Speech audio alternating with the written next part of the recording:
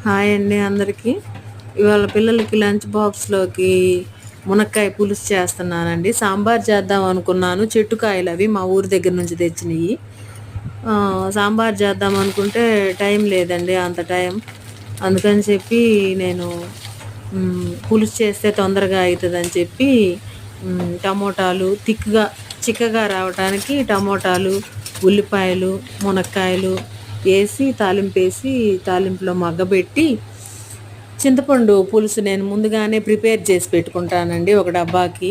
ఎప్పుడంటే లంచ్‌లోకి గబక్కన కావాలంటే చింతపండు పిసకటం అదంతా లేట్ అని ముందుగా ఖాళీగా ఉన్నప్పుడు ప్రిపేర్ చేసి ఫ్రిడ్జ్‌లో పెట్టుకుంటాను. అది గబక్కన 2 స్పూన్స్ ఏస్తే అయిపోద్ది. టమోటాలు ఎక్కువగా ఏస్తే తిక్కుగా వస్తదండి. పలచగా రాకుండా పులుసు అంటే పలచగా అలా ఉంటది.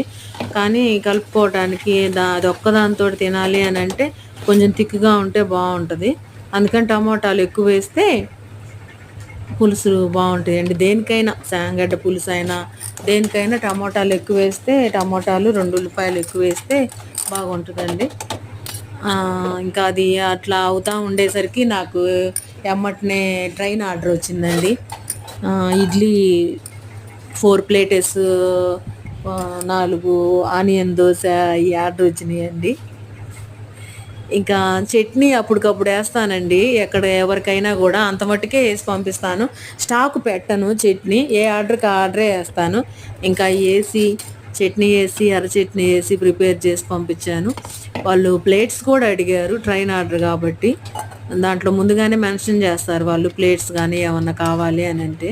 ప్లేట్స్ కూడా అడిగారు. ఇంక గబగబా పులుసు అయిపోయింది. 10 నిమిషాల్లో పులుసు అయిపోయింది. ఎందుకంటే మనం ముందుగానే అన్నీ ప్రిపేర్ చేసి పెట్టుకున్నాం. అన్నీ ముందుగానే నేను ఫ్రిడ్జ్‌లో కోసి పెట్టుకున్నాను. ముక్కలు కోసి పెట్టాను. నైటే పిల్లలకి లంచ్ బాక్స్‌లోకనని రాత్రే కోసి పెట్టాను. అందుకని తొందరగా అయిపోయింది. నాకు పులుసు అయిపోయింది. ఎమ్మటనే స్విగ్గీలో ఆర్డర్ కూడా రెడీ అయింది. 2 ఒకసారి రెడీ అయిపోయినాయి. హాయ్ అండి.